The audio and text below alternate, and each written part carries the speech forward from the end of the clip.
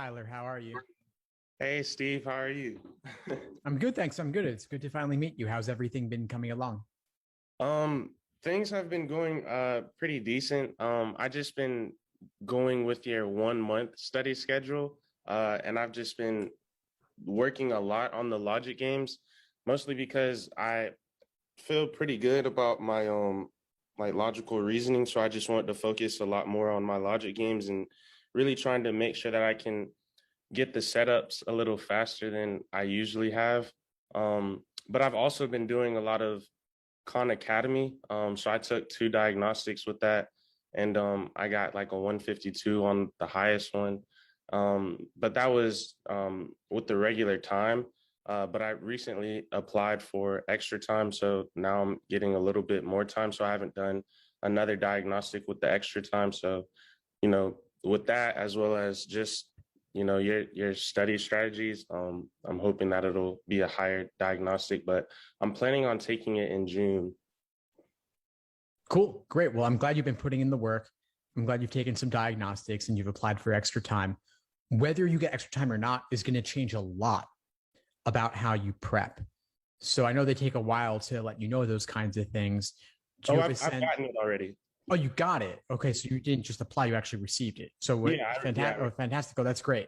Awesome. You can see I take things literally, being that yeah, you LSAT really world, do. right?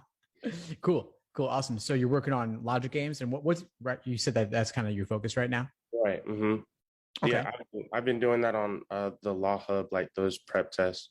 But I think the biggest thing is I take way too long on the on setting up, and then whenever I do get my setup correctly, the thing that I'll mess up on is the question that says, if you substitute this rule, like what will have the same effect. So that probably is like the hardest question once I actually do get that set up correct.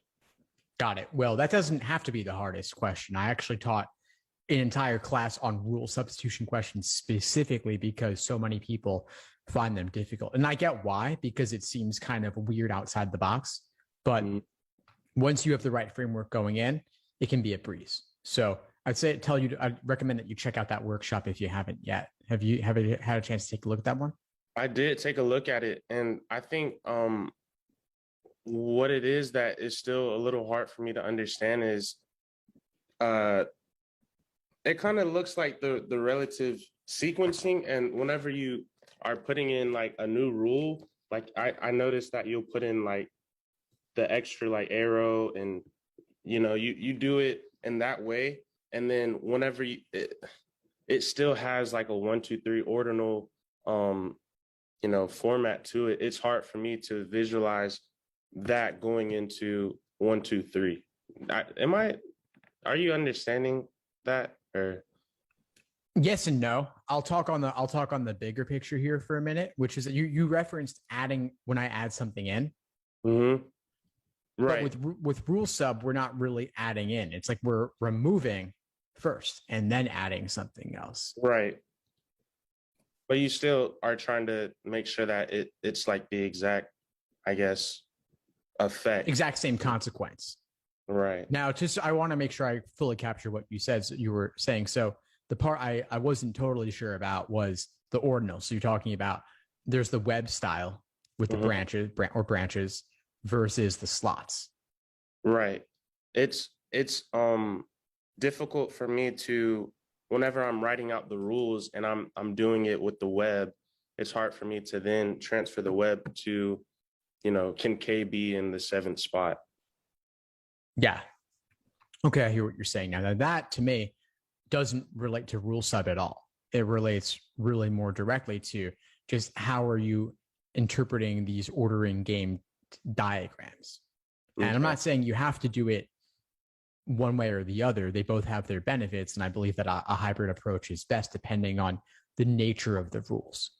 So the question is, can you take something that's very open and loose and relative and then make it increasingly strict with the slots as the map of what you're dealing with becomes more defined?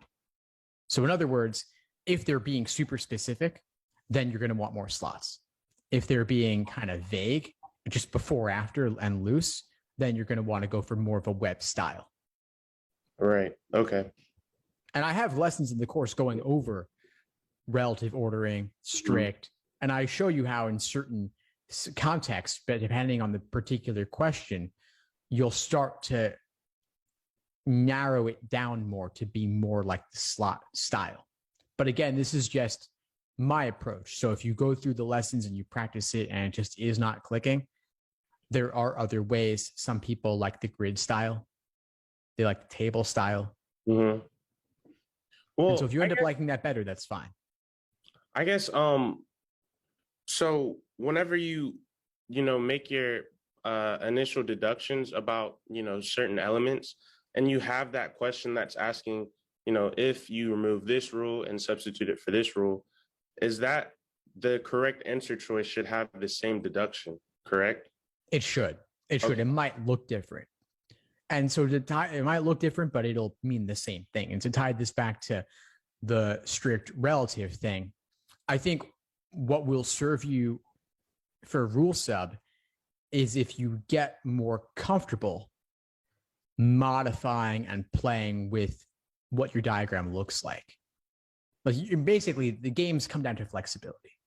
So rule substitution can seem tricky because it kind of throws a wrench into everything you were doing, where you've got to understand the logic even if things look different. And with relative order in games, as they give you more information and it becomes more defined, it's going to start to look different. And so one thing that trips people up with relative order in games is when you have a really long branch just because of how you've set up your diagram in the first place. Mm-hmm. So if the branch is short, you'll think, okay, these things are close to each other on this specific diagram. If the branch is long, you might think they're far away from each other on a specific diagram for a specific scenario, but in reality, they don't have to be. Gotcha. And also with the scenarios, are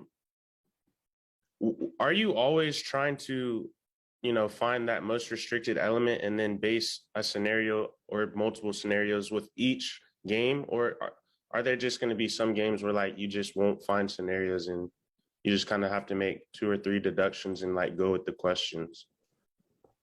There's rarely and always with games. So there's going to be, or with anything on the LSAT. So there's going to be plenty of situations where there's not a whole lot of inferences you can do up front, and you'll do more work over the course of the game. And that's just how it is. Okay. I guess my last thing, I noticed that you said the way that I'm going to study is going to be a lot different with extra time. So can you just expound more on what you meant by that?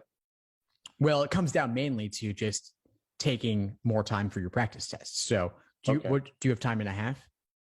Yeah. Mm-hmm. Okay. Yeah, that's the most common that they'll grant. So that means instead of 35-minute sections, 53-minute sections. You probably already know that, given that you got the extra time, right? Yeah. Mm-hmm. Yeah. So that's the biggest thing that changes, is that your sections are longer, your full-length exams are longer. Do they give you a break as well? Yes. Yeah, you get I think you get 2 breaks. 2 breaks. Awesome. Well, I mean, that they're the specifics of extra time can vary. Not everybody has the exact same accommodations for extra time. So, gotcha. Okay. So I would double check to confirm. Let me check. I would double check that, because 2 breaks with time and a half would be surprising to me. I would guess they only give 1, but anything's possible depending on the circumstances. But you want to know inside out exactly what your accommodations are so that every single practice test you take has those in mind. Is there no benefit from trying to still do the 35 just to see if, whenever the actual test day comes, like you might feel a little quicker and like you'll have more time to, I guess, review? Or should I just study all of my practice tests with the exact time that I get on test day?